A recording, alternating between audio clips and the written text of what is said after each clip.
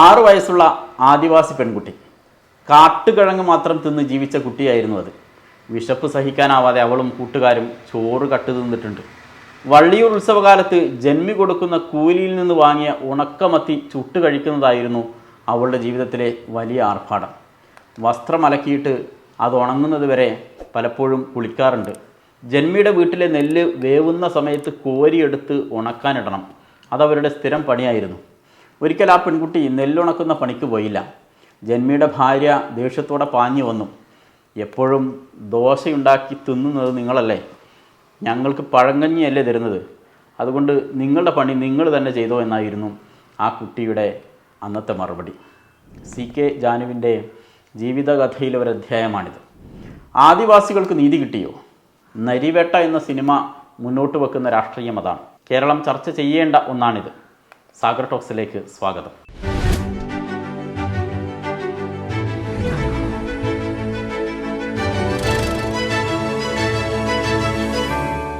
വയനാട്ടിൽ തൃശ്ശിലേരി ഗ്രാമത്തിലെ ചേക്കോട്ട് കോളനിയിൽ അടിയ സമുദായക്കാരായ കരിയൻ്റെയും വെളിച്ചിയുടെയും മകളാണ് CK ജാനു.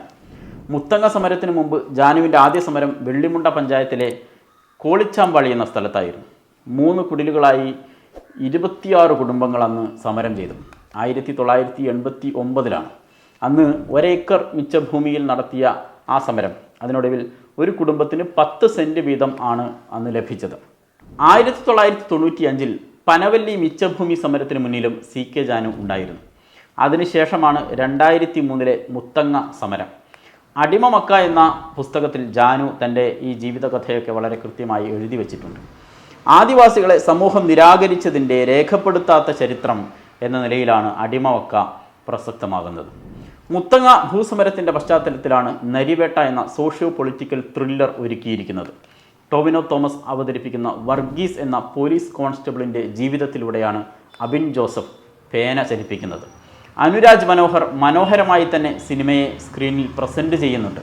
ടൊവിനോയുടെയും ബഷീർ എന്ന ഹെഡ് കോൺസ്റ്റബിളായി വന്ന സുരാജ് വെഞ്ഞാറമൂടിൻ്റെയും DIG ആയി എത്തിയ ചേരൻ്റെയും CK ജാനുവിൻ്റെ കഥാപാത്രത്തെ അവതരിപ്പിച്ച ആര്യ സലീമിൻ്റെയും ഒക്കെ പെർഫോമൻസ് സിനിമയെ ശ്രദ്ധേയമാക്കുന്ന ഘടകങ്ങളാണ്. പോലീസുകാർ അനുഭവിക്കുന്ന പ്രയാസങ്ങളെയും ആദിവാസികളുടെ പ്രശ്നങ്ങളെയും ഒരു ജനതയോട് സ്റ്റേറ്റ് ചെയ്യുന്ന നീതികേടുകളെയും ഒക്കെ ഒരുപോലെ ശക്തമായി അവതരിപ്പിക്കാൻ സിനിമയ്ക്ക് സാധിച്ചിട്ടുണ്ട് എന്നുള്ളതാണ് ഈ സിനിമയുടെ ഒരു പ്രത്യേകതയായിട്ട് തോന്നുന്നത്. സസ്പെൻസ് ചോരാതെയാണ് ഷമീർ മുഹമ്മദ് എഡിറ്റിംഗ് നിർവഹിച്ചിട്ടുള്ളത്. അതുപോലെ തന്നെ ആദിവാസി വീര്യവും പാരമ്പര്യവും ഒക്കെ സമ്മേളിക്കുന്ന പാട്ടുകൾ വളരെ ഗംഭീരമായി അവതരിപ്പിച്ചിട്ടുണ്ട്. മറവികൾക്കെതിരായ ഓർമ്മയുടെ പോരാട്ടം എന്ന ടാഗ്ലൈനാണ് ചിത്രത്തിന് നൽകിയിരിക്കുന്നത്. ഡോക്യുമെൻ്ററി ആയി പോകാൻ സാധ്യതയുള്ള ഒരു പ്രമേയമാണിത്. പക്ഷേ ആ സിനിമയെ വളരെ ഗംഭീരമായി സിനിമയുടെ ഒരു ക്യാൻവാസിലേക്ക് പകർത്താൻ നരിവേട്ടയ്ക്ക് സാധിച്ചിട്ടുണ്ട്. വലിയ ജോലി സ്വപ്നം കണ്ട് ഒടുവിൽ വീട്ടിലെ കഷ്ടപ്പാട് കാരണം PSC കിട്ടി കോൺസ്റ്റബിളാകുന്ന വർഗീസ് എന്ന ഒരു കഥാപാത്രം, അതാണ് ഈ സിനിമയിലെ നായകൻ. അദ്ദേഹം ചീയമ്പം എന്ന് പറയുന്ന സമരഭൂമിയിൽ ഡ്യൂട്ടിക്കെത്തുന്നു. അതിനുശേഷം നടക്കുന്ന കുറേയധികം ഞെട്ടിക്കുന്ന സംഭവ വികാസങ്ങൾ, അതാണ് സിനിമയുടെ ആകത്തുക. CK ജാനുവിനെ ആര്യ സലീമിൻ്റെ കഥാപാത്രമാണ് ഭംഗിയായി സിനിമയിൽ വരച്ചു കാട്ടുന്നത്. ആദിവാസികൾ ഉൾപ്പെടെ ഓരോ കഥാപാത്രങ്ങളുടെയും കാസ്റ്റിംഗ് ഈ സിനിമയിൽ എടുത്തു പറയേണ്ട ഒന്നാണ്. സെക്രട്ടേറിയറ്റിന് മുന്നിലെ സമരത്തിന് ശേഷമാണ് 2003 ജനുവരിയിൽ മുത്തങ്ങ വനമേഖലയിൽ ആദിവാസികൾ കുടിൽ കെട്ടി സമരം ആരംഭിച്ചത്. മുത്തങ്ങ സമരത്തിൻ്റെ ഒരു നാൾ വഴി അങ്ങനെയാണ്. അതായത് 1000ഓളം പേർ ഇവിടെ എത്തി കുടിലുകൾ കെട്ടി കൃഷി തുടങ്ങുകയായിരുന്നു. പരിസ്ഥിതി പ്രേമികളായ ഒരു വിഭാഗം, അതുപോലെ തന്നെ വനം വകുപ്പ് ഉദ്യോഗസ്ഥർ, ഇവരൊക്കെ ഇതിനെതിരെ രംഗത്ത് വന്നു. അതായത് വന്യജീവി സങ്കേതത്തിൻ്റെ ഭാഗമായി ഇവിടെ നിന്ന് ആദിവാസികൾ ഒഴിപ്പിക്കണമെന്നായിരുന്നു അവരുടെ ആവശ്യം. ഗോത്രമഹാസഭ ഇവിടെ സ്വയംഭരണം പ്രഖ്യാപിച്ചു. അതോടുകൂടിയാണ് സർക്കാരിന് വിഷയത്തിൽ ഇടപെടേണ്ടി വന്നത്. അതിനിടെ ഫെബ്രുവരി 17 രാത്രിയിൽ ചില ആളുകൾ കുടിലുകൾ കെട്ടിയ ഭാഗത്തെ വനത്തിന് തീയിട്ടു. അതോടുകൂടെ സമരക്കാർ അറസ്റ്റ് ചെയ്യപ്പെട്ടു. സമരം രൂക്ഷമായി. ആദിവാസികളെ മുത്തങ്ങയിൽ നിന്ന് ഒഴിപ്പിക്കാൻ തന്നെ അന്നത്തെ സർക്കാർ തീരുമാനിച്ചു. പോലീസ് സന്നാഹം കുടിലുകൾ പൊളിച്ചു മാറ്റാൻ തുടങ്ങിയതോടുകൂടെ സമരക്കാർ അതിനെ ചെറുത്തു. പണിയായുധങ്ങളും കല്ലുകളും കട്ടകളും ഉപയോഗിച്ചവർ പോലീസിനെ നേരിട്ടു. പരിക്കേറ്റ വിനോദ് എന്ന പോലീസുകാരനെ വിട്ടു നൽകാതെ, പരിക്കേറ്റ എല്ലാവർക്കും ചികിത്സ നൽകിയാൽ മാത്രമേ വിനോദിനെ വിട്ടു നൽകുകയുള്ളൂ എന്നാവശ്യപ്പെട്ടുകൊണ്ട് അവർ വിനോദിനെ തടഞ്ഞു വെച്ചു.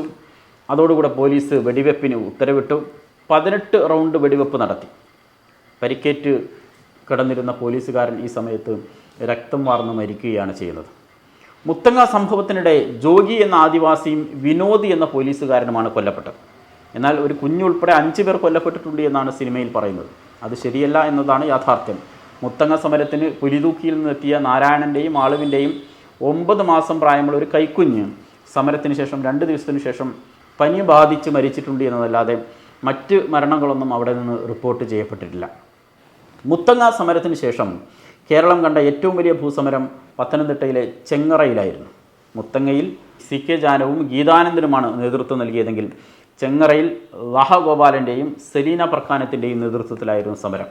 2007 ഓഗസ്റ്റ് 4 മുതൽ ഹാരിസൺ മലയാളം കോർപ്പറേഷൻ്റെ കോന്നി ചെങ്ങറയിലെ എസ്റ്റേറ്റിലേക്കാണ് സമരക്കാർ കടന്നു കയറിയത്.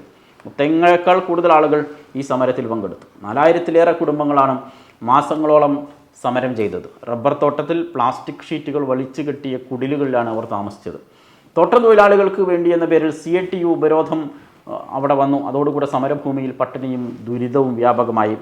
ഒന്നുകിൽ ഞങ്ങളെ വെടിവെച്ച് കൊല്ലുക, അല്ലെങ്കിൽ ഞങ്ങൾക്ക് കൃഷിഭൂമി നൽകുക.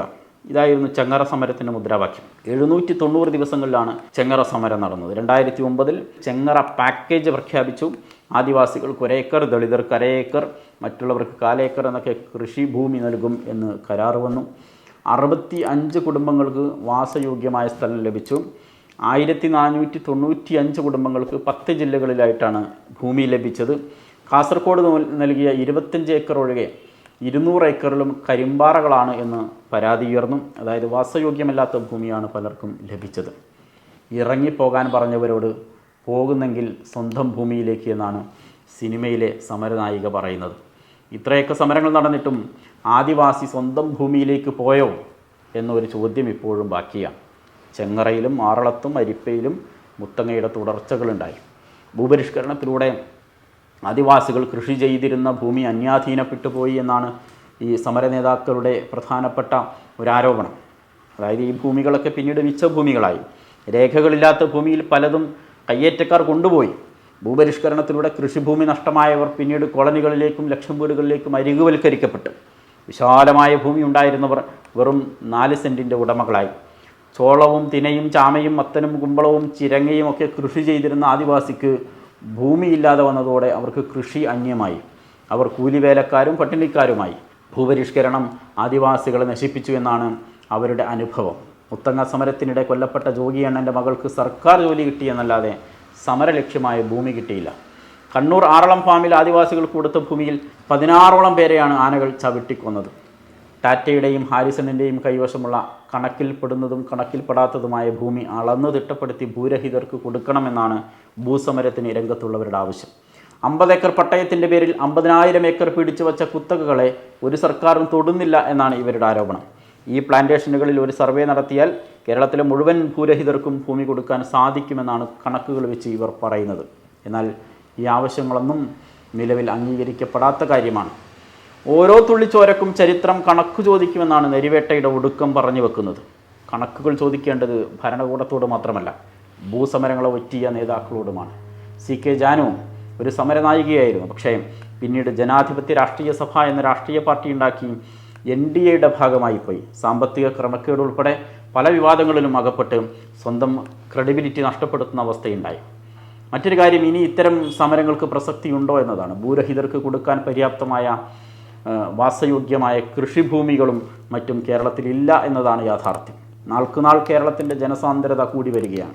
കേരളത്തിലെ ഒട്ടുമിക്ക ആദിവാസികളും ദളിതരും തീരദേശവാസികളുമൊക്കെ ഇപ്പോഴും ഭൂഹീനരാണ് എന്നത് സത്യം തന്നെയാണ്. അതേസമയം യോഗ്യവും മിച്ചവുമായി കിടക്കുന്ന ഭൂമി കേരളത്തിൽ ലഭ്യമാണോ എന്ന് പരിശോധിക്കാതെയുള്ള ഭൂസമരങ്ങൾക്ക് ഇനി പ്രസക്തി ഉണ്ട് എന്ന് തോന്നുന്നില്ല.